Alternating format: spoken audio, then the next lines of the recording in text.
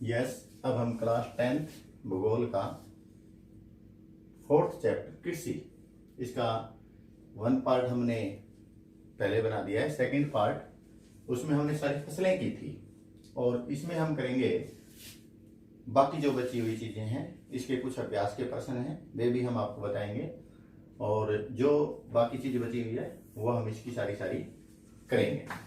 अब देखिए,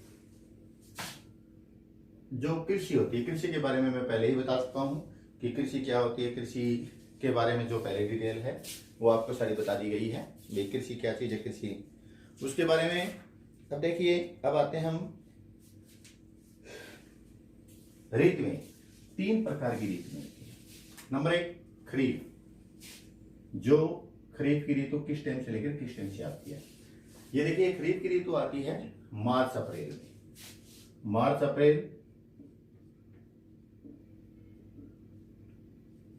अप्रैल में खरीफ की ऋतु आती है। मार्च अप्रैल में इसकी फसलें बोई जाती है। यानी हम मानसून वाली ऋतु भी इसे बोलते हैं, मानसून ऋतु भी इसको बोल सकते हैं, क्योंकि मानसून में ही आती है। यानी मार्च अप्रैल में तो ये बोया जाती है। इसमें फसल कब बोई जाती है? मार्च अप्रैल में बोई जाती है और अक्टूबर नवंबर में ये फसलें काट ली जाती है। यानी मार्च अप्रैल में बोई जाती है, अक्टूबर नवंबर में जो फसल काट ली जाती है वो कौन सी होती है? खरीफ की ऋतु में फसलें आती है। इसकी मुख्य फसलें जैसे आ जाती है कपास। अब कपास देखिए मार्च अप्रैल में बोई जाती है, ठीक है, और उससे हम बाजरा बोल सकते हैं। कपास, बाजरा, ये सब कौन सी होती है? खरीफ की ऋतु की होती है।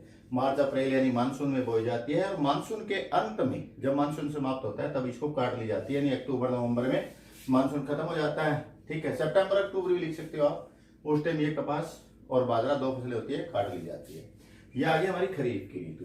अब आता है रबी की ऋतु। देखिए, रबी की ऋतु इसके विपरीत होता है। क्या है कि रबी की ऋतु सितंबर अक्टूबर में तो ये बोई जाती है। रबी की सितंबर अक्टूबर में तो ये बोई जाती है। सितंबर ले गए अक्टूबर, तो ये इसका बोया जाता है, बोई जाती है और मार्च अप्रैल में काट ली जाती है। मार्च अप्रैल में ये काट ली जाती है। यानी कि ये मानसूनी ऋतु नहीं है। हम इसे शरद ऋतु में भी बोल सकते हैं। शरद ऋतु में बोई जाती है, यानी सितंबर अक्टूबर में बोई जाती है और मार्च अप्रैल में ये काट ली जाती है। इसमें मुख्यतः फसलें कौन सी होती है वो देखिए। मुख्यतः इसकी फसलें कौन सी होती है? मुख्यतः फसलें होती है इसमें गेहूं, इसी के अंदर बोई जाती है। गेहूं की जो फसलें होती है, चना भी इसी के अंदर बोया जाता है। सरसों जो फसल है वो भी इसी के अंदर बोई जाती है। तो ये कौन सी हो जाती है? रबी के अंदर कौन सी बोई जाती है? सितंबर अक्टूबर में बोया जाता है, मार्च अप्रैल में काटा जाता है। गेहूं, चना, सरसों, ये सब कौन सी होती है? ये सभी फसलें कौन सी फसलें होती है? ये रबी की फसलें होती है। अब आते हैं इसकी तीसरी फसल, तीसरी ऋतु बोलते हैं। जो तीसरी ऋतु है कब से लेकर कब तक होती है? तीसरी ऋतु होती है जायद, जिसे हम शस्य ऋतु भी बोलते हैं। जायद और शस्य ऋतु ये इन दोनों के बीच में आती है। यानी कि खरीफ और रबी जो की जो फसलें होती है, इनके मध्य में जो ऋतु आती है, तो ये छोटी सी अवधि की होती है। इसकी अवधि ज्यादा नहीं होती है, ये छोटी सी अवधि की होती है, दोनों के बीच में आ जाती है। इनके अंदर हम क्या होती है? इनके अंदर फल लगते हैं। फल, सब्जी, जो चीज होती है ना, वो जायद या शस्य ऋतु में आती है।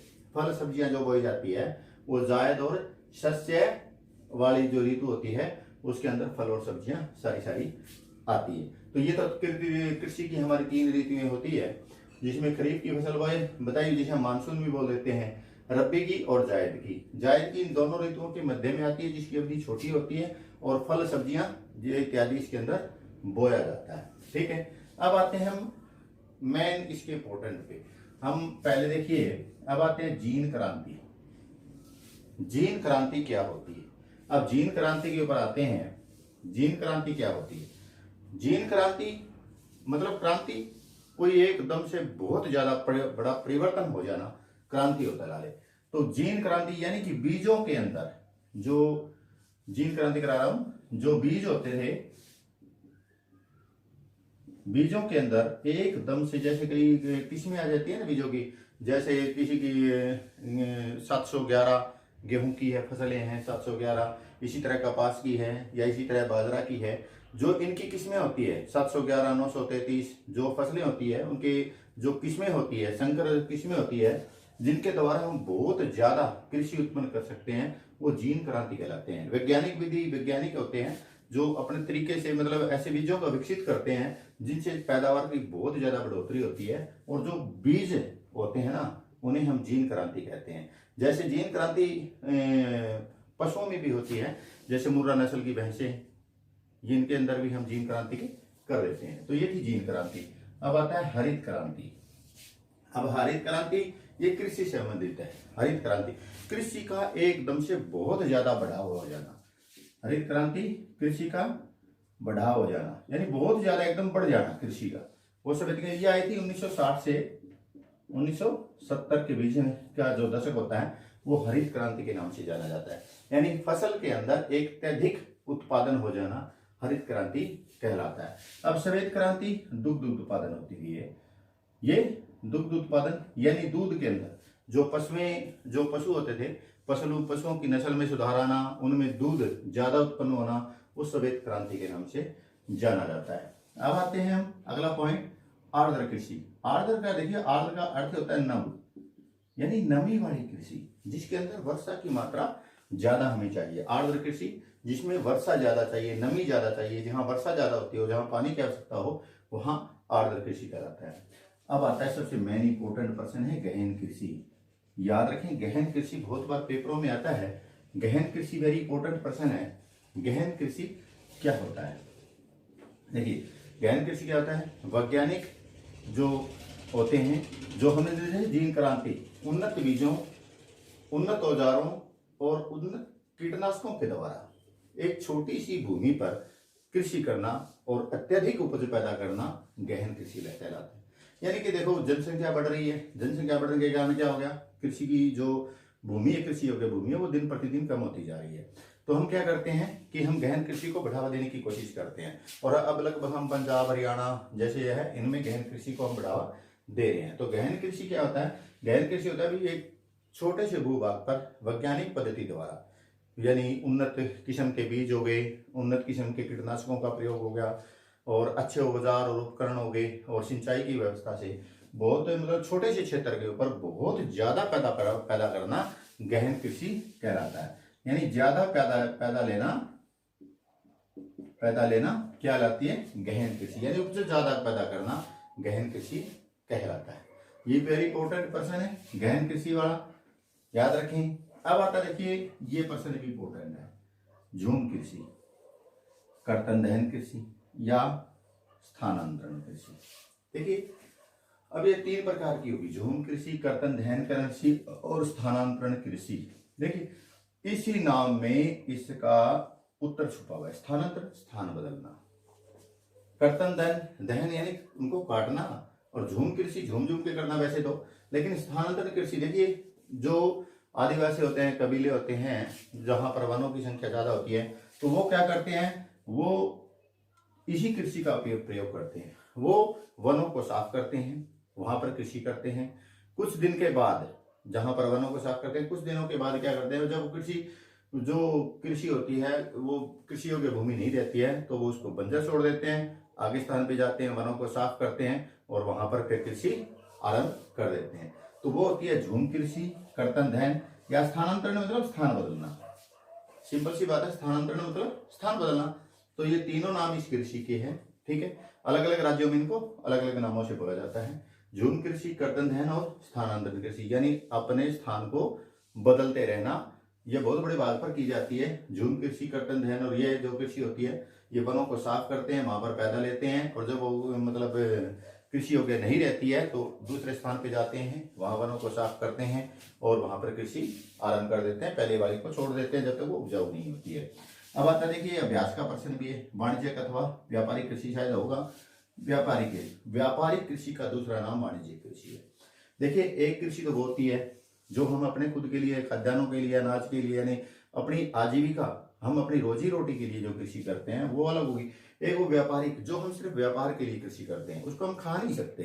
तो जैसे व्यापारिक कृषि में हम देखिए कपास, जो हम कपास की खेती करते हैं, तो क्या हम उसको खा सकते हैं? नहीं खा सकते, क्योंकि कपास से तो रेशा बनता है, कपड़ा बनता है, रुई बनती है, तो ये हम खा नहीं सकते। ठीक है, तो ये क्या होगा? व्यापारिक कृषि अथवा वाणिज्यिक कृषि। जो कृषि हम अपने व्यापार के लिए, यानी हम धन के लिए, यानी हम पैसे के लिए कृषि करते हैं, वो कृषि वाणिज्यिक अथवा व्यापारिक कृषि कहलाता है। ये व्यापारिक कृषि और वाणिज्यिक कृषि पेपर में बहुत बार आता है और वेरी वेरी इंपॉर्टेंट है ये। उसके बाद में आता है शुष्क कृषि। देखिए नाम से ही है शुष्क, जहां वर्षा नहीं होती हो, जहां पर उसके अंदर नमी नहीं हो। शुष्क कृषि, हम शुष्क कृषि को देखते हैं बाजरा। बाजरा क्या है? एक शुष्क कृषि है, यानी इसको बहुत कम वर्षा की आवश्यकता होती है। राजस्थान में बोया जाता है तो बहुत कम वर्षा की आवश्यकता होती है, इसलिए शुष्क कृषि, यानी जिसमें नमी नहीं हो, नमी रहित, जिसके अंदर नमी नहीं हो, तो वो कौन सी कृषि कहलाती है? शुष्क कृषि कहलाती है। अब आते हैं निर्वाह कृषि। अब निर्वाह कृषि कौन सी होती है? देखिए निर्वाह, मैंने कहा जो वाणिज्यिक अथवा व्यापारिक कृषि का विपरीत उपरीत, जो हम अपनी रोजी रोटी के लिए कृषि करते हैं, जो अपने घर के पालन पोषण के लिए जो कृषि करते हैं, अपने घर की जरूरतों के लिए जो कृषि करते हैं, वो निर्वाह कृषि होती है। यानी अपने घर की आवश्यकताओं की पूर्ति के लिए, अपने घर की रोजी रोटी के लिए जो हम कृषि करते हैं, वो कौन सी कृषि होती है? निर्वाह कृषि कहते हैं। जिसे हम खाते हैं, गेहूं खाते हैं, चावल खाते हैं, तो वो कौन सी होगी? निर्वाह कृषि। लेकिन ये आजकल गेहूं है या और कुछ भी है, वो हम व्यापारिक कृषि भी कह सकते हैं, क्योंकि ज्यादातर देशों, गाँव के अंदर या फिर देशों के अंदर यह व्यापार का भी रुझान कर चुकी है। लेकिन हम निर्वाह कृषि को वही डेफिनेशन बोलेंगे जो हम अपने घर की जरूरतों के लिए कृषि करते हैं, घर को खाने के लिए जो फसलें उगाते हैं, वो हमें निर्वाह कृषि के रूप में प्रयोग की जाती है। अब आता है रोपण कृषि। देखिए इसकी डेफिनेशन, बच्चे रोपण, रोपण का अर्थ समझाते हैं जो रोप की जाती है, नहीं, ये गलत है। रोपण कृषि जो बहुत बड़े क्षेत्र में बोई जाती है। रोपण कृषि कौन सी होती है? जो बहुत बड़े क्षेत्र में बोया जाए, यानी बड़े क्षेत्र में जो कृषि की जाती है, बहुत बड़े स्थान पर, जैसे कईयों के बहुत बड़ी जमीन हो, बहुत ज्यादा जमीन हो, वहां पर जो कृषि की जाती है वो रोपण कृषि कह जाती है। इससे पैदावार ज्यादा पैदाइश से ली जाती है, यानी जिसकी जमीन बहुत ज्यादा है या और कुछ है, तो वहां पर हम रोपण कृषि करेंगे। बहुत बड़े क्षेत्र पर एक ही प्रकार की फसल भी बो देते हैं वो, जिससे बहुत बड़े क्षेत्र में कृषि की जाती है, वो रोपण कृषि कहलाती है। अब आता है रेशम कीट पालन। ये बड़ा इंपॉर्टेंट है, रेशम कीट पालन। आजकल रेशम कीट पालन की भी मतलब बहुत ज्यादा कृषि कह सकते हैं कर रहे हैं। ये शहतूत के पत्ता होता है, शहतूत के पत्ते में इनका पालन किया जाता है। रेशम कीट का पालन शहतूत के पत्ते से प्राप्त किया जाता है। रेशम का कीट, इससे एक प्रकार का रेशा निकलता है। ठीक है, ये रेशम कीट पालन वाला भी वेरी इंपॉर्टेंट है। रेशम कीट पालन ये पेपर में बहुत ज्यादा आता है। तो इसके ये मैंने मैन इंपॉर्टेंट इसके प्रश्न करवाए थे आपको, और मैंने इसकी फसलें पहले करवा दी है।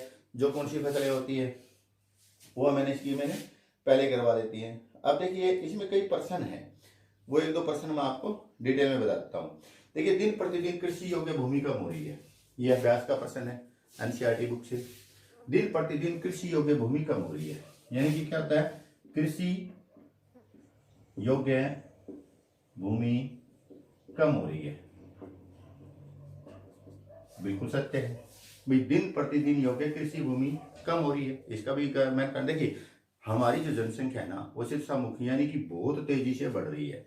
जब जनसंख्या बढ़ेगी तो वो क्या करेगी? जो कृषि योग्य भूमि है ना, उस पर मकान बनाएगी, कॉलोनियां कटेगी, जो भी होगा, तो उनके कारण क्या हो गया? कृषि योग्य भूमि कम होती जा रही है। दिन प्रतिदिन योग्य कृषि योग्य भूमि जनसंख्या के बढ़ने के कारण, जनसंख्या के बढ़ने के कारण क्या है? जो कृषि योग्य भूमि है उस पर लोग अपने मकान बना लेते हैं, कॉलोनियां कट जाती है, नहरें निकल जाती है, सड़कें बन जाती है, अलग प्रकार के बहुत से रीजन हैं जिसके कारण हमारी कृषि योग्य भूमि कम होती जा रही है। ये एनसीईआरटी का मैंने किताब है मेरे पास एनसीईआरटी की, उसमें से ये प्रश्न है, कृषि योग्य भूमि दिन प्रतिदिन कम क्यों होती जा रही है? मेन एक ही रीजन है, जनसंख्या के बढ़ने के कारण दिन प्रतिदिन कृषि योग्य भूमि जा रही है। वैसे उद्योग धंधे भी स्थापित किए जा रहे हैं, हम और भी रीजन लिख सकते हैं भी, इसी में ये होता है दिन प्रतिदिन कृषि योग्य भूमि। अब देखिए सरकार द्वारा किसानों के हित किए गए सुधार, भाई सरकार ने क्या क्या सुधार किए, ये भी वेरी इंपॉर्टेंट पर्सन है। सरकार ने क्या क्या सुधार किए? देखिए सरकार ने किसानों के सुधार के लिए बहुत ज्यादा काम किया है। ठीक है, क्या किया है? एक तो अच्छी किस्म के औजार उपलब्ध करवा रही है, अच्छी किस्म के बीजों का प्रयोग कर रही है, बैंकों से सस्ता ऋण दिलवा रही है। जो बैंक होते हैं वो कृषि के ऊपर क्या होता है, किसान क्रेडिट कार्ड बना देते हैं, जिससे क्या होता है उनको सस्ती दर के ऊपर यानी सस्ता ब्याज के ऊपर किसानों को ऋण मिल जाता है। और मौसम की जानकारी दे देते हैं, भाई वर्षा कब होगी कब नहीं होगी, जिससे किसानों को बहुत ज़्यादा फायदा हो रहा है। रेडियो पर फसलों के बारे में जानकारी दे देते रहते हैं, और जो बीमारी होती है उनके बारे में समय समय पर डॉक्टर को टीम बुलाकर और जो भूमि का निरीक्षण कर कर उनकी दवाइयाँ देते जा रहे हैं। तो ये सरकार द्वारा कुछ कारण होते हैं जो दिन प्रतिदिन हमारी सरकार करती जा रही है। ये भी एक इसका प्रश्न है कि दिन प्रतिदिन जो सरकार क्या क्या कर रही है। भारत में एक खाद्य फसल वो मैंने करवा दी है, पेय फसल चाय करवा दी है, ठीक है। हरित क्रांति और श्वेत क्रांति को बढ़ावा देने के लिए संस्थागत सुधार, ये मैंने हरित क्रांति और श्वेत क्रांति दोनों पर्सन मैंने यहाँ पर करवा दिए है। हरित क्रांति क्या है, श्वेत क्रांति क्या है। दुग्ध वाले में करेंगे तो मुर्रा नस्ल की भैंसों का प्रयोग किया जा रहा है, उनके चारे के लिए अलग से चारा दिया जा रहा है ताकि उनके दुग्ध में ज्यादा वृद्धि हो। तो हम श्वेत क्रांति में दुग्ध से बोलेंगे और हरित क्रांति में कृषि से बोलेंगे, जिसमें हम गहन कृषि लिख सकते हैं, भाई उन्नत बीजों के द्वारा उनको बढ़ावा दिया जा रहा है, ठीक है। अच्छी फसल लेने के लिए अच्छे उपकरणों का प्रयोग किया जा रहा है, तो हम ये उसके अंदर भी लिख सकते हैं। उसके अंदर आता है वेरी इंपॉर्टेंट पर्सन, भारतीय कृषि पर वैश्वीकरण का प्रभाव। कृषि पर वैश्वीकरण का प्रभाव क्या है? देखिए वैश्वीकरण का प्रभाव, वैश्वीकरण मतलब होता है अर्थव्यवस्था। अर्थव्यवस्था, कृषि पर वैश्वीकरण का क्या प्रभाव पड़ता है, ये वेरी इंपॉर्टेंट है। देखिए हम अर्थव्यवस्था यानी धन से संबंधित हो गया, हम अर्थव्यवस्था का इस पर बहुत ज्यादा प्रभाव पड़ता है। देखिए हम जब कोई फसल, एक उदाहरण पर लेते हैं, हम कोई जो फसल है और हम उसको बेचने जाते हैं, जब उसकी लागत कम हो, फसल की तो लागत तो कम है, लेकिन जो किसान उस फसल को उगा रहा है और उगाने के बाद में जब उसका टोटल खर्चा करता है किसान और वो बहुत ज्यादा बढ़ जाता है, लेकिन उसकी लागत जो किसान को मिलती है वो कम मिलती है। तो क्या अर्थव्यवस्था वैश्वीकरण का प्रभाव कृषि पर पड़ा या नहीं पड़ा, क्योंकि वो किसान उस खेती को करने से आगे से मना कर देगा, वो कृषि नहीं करेगा, ठीक है। एक अर्थव्यवस्था, एक यदि किसानों को सस्ते दर के ऊपर, सस्ते मतलब ब्याज के ऊपर ऋण नहीं मिलेगा तो कृषि कैसे करेगा, तो उसको ब्याज भी सस्ते रेटों पर मिलना चाहिए, ठीक है। तो अर्थव्यवस्था यानी वैश्वीकरण यानी बदलते स्वरूप, इसका भारतीय कृषि पर बहुत ज्यादा प्रभाव पड़ता है। ये इंपॉर्टेंट पर्सन भी है, यानी अर्थव्यवस्था धन से संबंधित जो वैश्वीकरण का प्रभाव है उसका भारतीय कृषि पर बहुत ज्यादा प्रभाव पड़ता है। और ये पर्सन वेरी वेरी इंपॉर्टेंट है, ये पर्सन बहुत बार पेपरों में आता भी है।